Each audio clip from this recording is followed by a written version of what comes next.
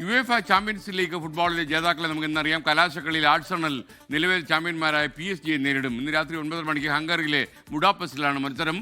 Anil Vasu sports ഡെസ്കിൽ നിന്ന് വരുന്നു. Anil, good morning. പറയൂ വിവരങ്ങൾ.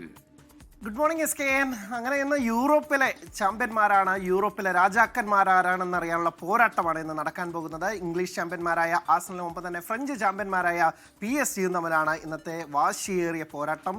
ഇരു ടീമുകളും ലീഗ് ടൈറ്റിൽസ് അടിച്ചു വന്നതിൻ്റെ ഒരു വലിയ ആത്മവിശ്വാസം രണ്ടുപേർക്കുമുണ്ട്. ആ ഒരു ആവേശം അത് ചാമ്പ്യൻസ് ലീഗിൽ കൂടി നിലനിർത്തി സീസണിലെ ഏറ്റവും പ്രധാനപ്പെട്ട കിരീടം നേടാമെന്നാണ് ഇരു ടീമും പ്രതീക്ഷിക്കുന്നത്. പ്രത്യേകിച്ച് ആഴ്സണൽ 22 വർഷത്തെ ഇടവേളയ്ക്ക് ശേഷമാണ് ഇംഗ്ലീഷ് പ്രീമിയർ ലീഗ് ടൈറ്റിൽ അടിച്ചത്.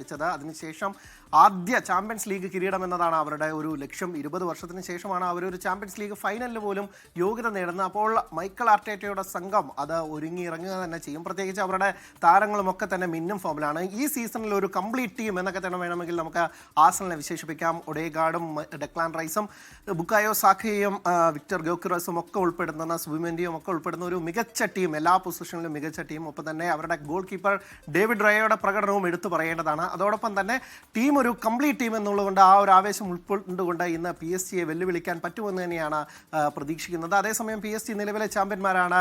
ചരിത്രത്തിൽ ആദ്യമായി തുടർച്ചയായി കിരീടം നേടുന്ന, ചാമ്പ്യൻസ് ലീഗ് നേടുന്ന ആദ്യ ഫ്രഞ്ച് ക്ലബ് എന്ന നേട്ടമാണ് അവർ ലക്ഷ്യമിടുന്നത്. പ്രത്യേകിച്ച് അതുപോലെ തന്നെ റയൽ മാഡ്രിഡിന് ശേഷം ഈ തുടർച്ചയായ വർഷങ്ങളിൽ കിരീടം നേടുന്ന ടീം എന്ന നേട്ടം. അവരുടെ ടീം ഒരു ബെസ്റ്റ് ടീം എന്ന് തന്നെ പറയും. ആദ്യ സെക്കൻഡ് മുതൽ ആക്രമിച്ച് കളിക്കുന്നതാണ് ടീമിൻ്റെ ഒരു പ്രത്യേകത. പ്രത്യേകിച്ച് അവരുടെ വിങ്ങേഴ്സും ഇല്ലെങ്കിൽ ഫോർവേഡ്സിനപ്പുറത്ത് വിങ്ങേഴ്സും ഒക്കെ തന്നെ അല്ലെങ്കിൽ പ്രതിരോധ നിരക്കാരും ഒക്കെ തന്നെ ഇറങ്ങി കളിച്ച് വലിയ രീതിയിൽ പ്രകടനം തുടർച്ചയായി കൺസിസ്റ്റൻ്റായി കളിക്കുന്ന ഒരു ടീമാണ്. പ്രത്യേകിച്ച് ലൂയിസ് എൻറിക്കയുടെ കീഴിൽ ഉസ്മാൻ ഡെംബേലെ, നിലവിലെ ലോക ഫുട്ബോളിലെ ഏറ്റവും മികച്ച താരം ക്യുച്ച കൊററ്റ്സ്കേലിയുമുണ്ട്. വിറ്റിനയും യാവോ നെവസും അടക്കമുള്ള ഒരു പിടി താരങ്ങൾ അവർക്കുമുണ്ട്. എന്തായാലും ഒരു വമ്പൻ പോരാട്ടം തന്നെ നമുക്കിന്ന് ബുഡാപെസ്റ്റിൽ കാണാം. ചാമ്പ്യൻസ് ലീഗ് കിരീടം PSG നിലനിർത്തുമോ അതോ ആഴ്സണലിൻ്റെ ഗണ്ണേഴ്സിൻ്റെ കിരീടധാരണമോ എന്ന് നമുക്കിന്ന് രാത്രി 9:30 മുതലുള്ള ആ പോരാട്ടത്തിലൂടെ അറിയാൻ കഴിയും. SK